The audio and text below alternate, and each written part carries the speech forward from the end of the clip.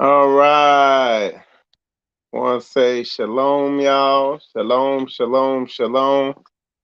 It's Michael Israel. You are watching Spiritual Combat. And as you can tell by the title of today's show, we're talking about aggressive, diligent obedience.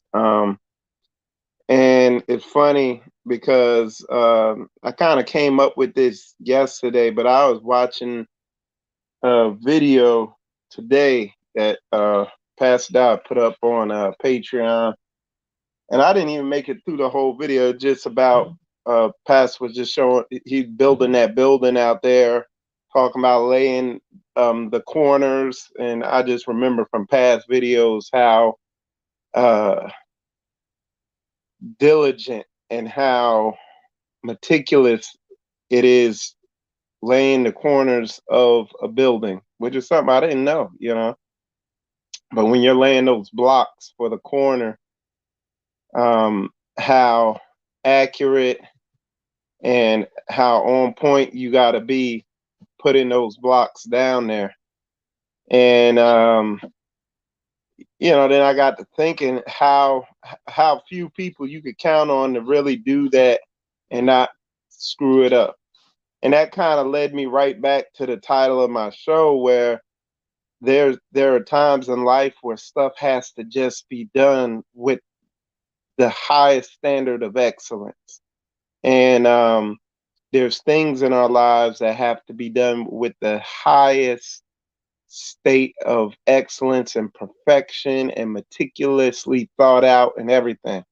And I think it's like that for all men in certain aspects of their lives. There's periods in your life you come to where stuff has to be done with, just like the title of this show says, with aggressive, diligent obedience. You know what I'm saying? Um, when you look at Yah's word and how He calls us to walk this walk, it's with aggressive, diligent obedience, especially in certain key areas. And that brings me to my whole point. Listening to Pastor's message yesterday, Pastor Dow's message yesterday, his Shabbat message, and then listening to Pastor Corey's message that he put out yesterday, and then listening to um, not listening, experiencing what I've experienced with a lot of people, with them knowing the truth, but at best the disobedient, or at best the obedience is only 20% there. It's just kind of, and it's not being taken that serious. And it's just how many we should, if people call themselves saints to the Most High Yah, we should be able to trust anybody laying cornerstones who profess themselves to be a serious minded follower of Yah. We should be able to trust them to do stuff with a spirit of excellence that you could lean on and trust in. But that's not the case, man. You could look somebody, and I know I've seen it. You can look people in their eyes and say, "Look, this is the most important thing right here. You got to get this perfect. Lay this thing the best you can," and they'll just throw that shit down there, and it'll be lopsided. I've seen it. You know, and it's like that with people's spiritual walk too. You know, they're not that serious about this. They go right back to default. You know. Oh, but yeah, it's one of those things, man. It's one of those things. But we got to, what is it going to take to get people? And that's the question that I ask myself a lot. And I'm sure, you know, I'm I pretty much know the answer. But what's it going to take people to get to a point of doing stuff with an aggressive, diligent obedience, a sense of obedience or whatever. You know what I'm saying? What's it gonna take? At the end of the day, it's gonna take y'all opening their eyes, you know, and bringing that realization to them. But, you know, um, in the meantime, what do we do? I'm definitely, you know, enduring, patience, long suffering, but it's definitely a process. But it's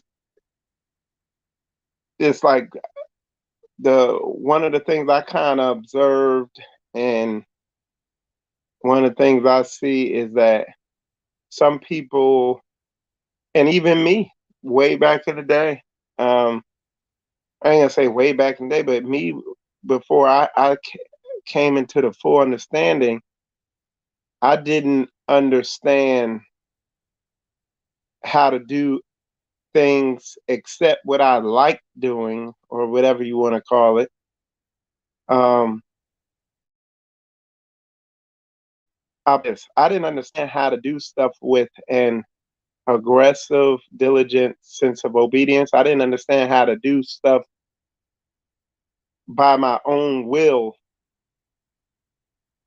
how to just flip that on like a switch and do stuff to that level of excellence. I didn't understand how to do that till later on in my life. I guess when I was in my late 20s, maybe I began to come into the knowledge of, hey, this is how you gotta, this is how you do that.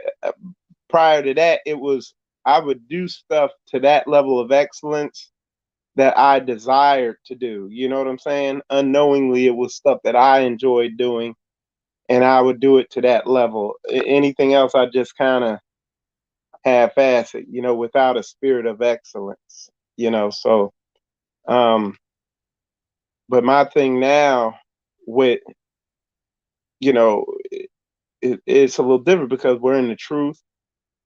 We see the sign of the times. Uh, we see what's happening in the world. We see what's happening with the economy. We see what's happening with the society on in different aspects of society, as far as like psychologically, we see people losing their mind, going crazy, shooting stuff up. We see the agenda being forced on children and men in society, and the whole construct of family and all that stuff. We see all the stuff. We see the stuff going on politically. We see the stuff going on geopolitically. So throughout the world on a political level, we see the wars going on. We see some of the rumors of wars, like stuff with China and stuff like that. We see the potential for a massive economic collapse or something of that, you know, um, you name it. We see the signs, we see the storm clouds forming in the distance, and yet and still people still don't see what time it is. They don't understand the importance of their brother and sister. You know what I'm saying? They don't understand the importance of spirit of excellence, and um, it's critical. One of the things I was telling the brothers here is how um, one of the brother, Pastor Corey, did a message a while back just talking about how somebody had left the top. They didn't put the top on. They didn't put the top on to a uh, like barrel of food or something correctly, and ended up like field mice or something ended up getting in it and ruining it. And it's just that absent-minded behavior, that lack of diligence, that lack of excellence when people walk around with that spirit on them. Um, like I did a video a while back about that spirit where people are not vigilant. They're just unaware, that unaware spirit, and they walk around. We call them the my bad brothers or my bad sister, and they always walk, oh, my bad. Well, I thought. being a I thought brother, you know what I'm saying, instead of a I think brother. And like those types of people unconsciously are walking around as an agent of Satan, upsetting the work, making the walk harder than it needs to be. They're a danger to those around them, and it's so subtle they don't even realize because they're not dealing with themselves. They're not putting this work in, and you rebuke them, and they're just still unaware. And it's literally like having, you know, um, development, and there's a spirit to it. We've even seen here the spirit of arrested development, the spirit of mental passivity. We've seen it. And I've seen it in some brothers here who are willing to get work on, but I've seen it on people who aren't willing to get work on it, who are just, nah, ain't nothing wrong with me. And they got that spirit on them, and literally they're like um, it, uh, it, embedded agent of Satan inside the organization, just eating it up from the inside out, destroying it, holding up the work. A distraction. You see what I'm saying? Um, And again, these types of spirits need to be attacked with aggressive, diligent obedience, like aggressive. And it's a word I use, attack. You know, oh, I'm working on it. No, you need to attack it because this is warfare. You know, um, one of the things I was telling the saints yesterday is between committing to saying, hey, you're going to do something, or you're asked to do something, and you say, hey, I'm going to do it, or you're told to do something, and you say, yes, I'm going to do that. Between between you committing to it and between it getting done, nothing else matters. If it's not done, it's not done. People have all types of excuses. Oh, I didn't understand. Oh, I forgot. Oh, this came up. Oh, this, that, the other. Doesn't matter. It's like, can you be counted on, or can we count on the heathen more than we can count on you? Like, these are the questions we gotta ask. These are those subliminals. This is this low level disobedience that's plaguing Israel. It's like this subtle low level disobedience that is like a shadow over a bunch of Israel that we're gonna have to shine some light on. You know. Because it's so subtle, if you don't really get on it. We gotta, um, it's about staying airtight with all this stuff. So, but yeah. Anyway, we are. It looks like it's gonna be hot out here, Florida hot. Uh, it's probably like it'd be if it's not 90 right now. No, it ain't 90. It's 77 right now, but it'll be 90 here before you know it. But luckily today, um, where we're gonna be working, we gotta do some work at a beach house, put in all these speakers and stuff. Uh, they should have the AC on today, so that we ain't gonna know how to act with that. But we got a bunch of work to do, so we're gonna definitely get it in there, and so that we don't have to be out there all day. But anyway, that's what we got going on now here.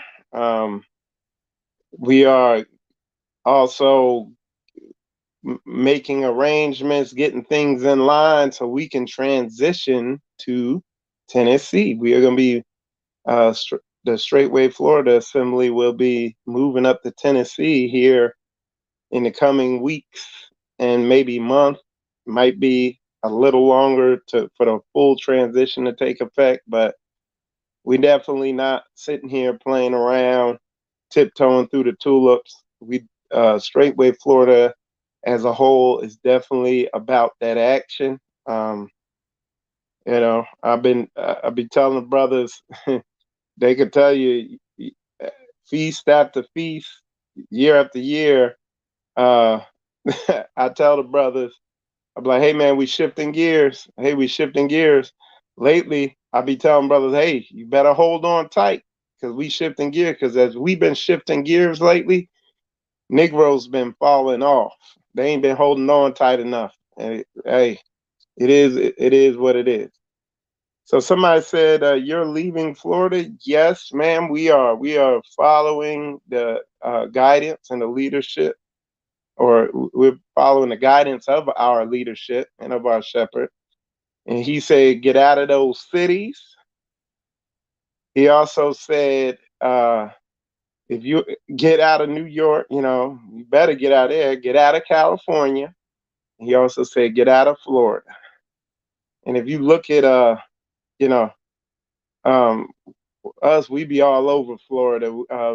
Me and one of the other brothers just came back from South Florida, you know, a little bit south of Tampa. We're down there. And yeah, like if you just looking at the way the land is with a hurricane, like it's down there in South Florida, man. Most of that's wiped clean from past hurricanes, I guess. It's just flat and whoo, ain't a place you want to get trapped if a hurricane hit. It's hurricane season right now. So that's a big issue with Florida is these hurricanes. Soon as something happens, man, you only got two routes out of Florida. That's 75 and 95. And those get jammed up immediately. So no gas in, no food in, it's a wrap, you know. Um, the other thing, you know, is being around the saints. It says, gather yourselves together as you see the day approaching. Forsake not the assembling as is the manner of some. I know I messed that all up, but y'all know the Bible verses I'm talking about. And we don't, when it's saying gather yourselves together, it's not just saying, hey, for 2 hours on the Shabbat. It's talking about come together, O nation not desired. So why wouldn't you want to be around like-minded believers, people who think like you, otherwise known as family? You know what I'm saying? So yeah, we can't wait to get up there to Tennessee, be around more like-minded saints and less heathens for the most part. You know what I'm saying? Or have to deal with them less. You know. All right, so let's see. Let's see. See if y'all got any other questions here. Any other questions, comments, concerns? All right. Well, anyway, y'all don't have any other questions. I'm gonna wrap this up. I am getting ready to carry on. Somebody said I've been trying to visit the Florida location. Well, you need to call the dining hall number. We got some people who still want to visit, so yeah. Um, but again, you gotta what you're gonna find the way we operate here, the way we move, or the way I encourage people to move is just like the title of this show with um, aggressive, diligent uh, obedience. You know what I'm saying? So you need to call the dining hall, let yourself be known, reach out. They'll get right in contact with me. Um, we're not going to stop having Shabbats altogether. We're still going to continue to have Shabbats down here from time to time. But as time goes on, they're going to be less and less, you know, because, you know, I still have part of our business is still very strong down here. Okay. So, yeah. Whew, y'all, it's getting hot out here already. It says 77, but it don't feel like it. It feel closer to 97 out this month. It's humid. So, but anyway, y'all, I need to press on. I might be coming on here later today, maybe around 1, 2 o'clock, doing a video about health. If not, probably be Monday morning, maybe. And you definitely want to catch it. It's gonna be about diet. Really gonna get y'all educated on certain foods and how they affect you. And you really gonna want to see this one. All right. That said, y'all, shalom, shalom.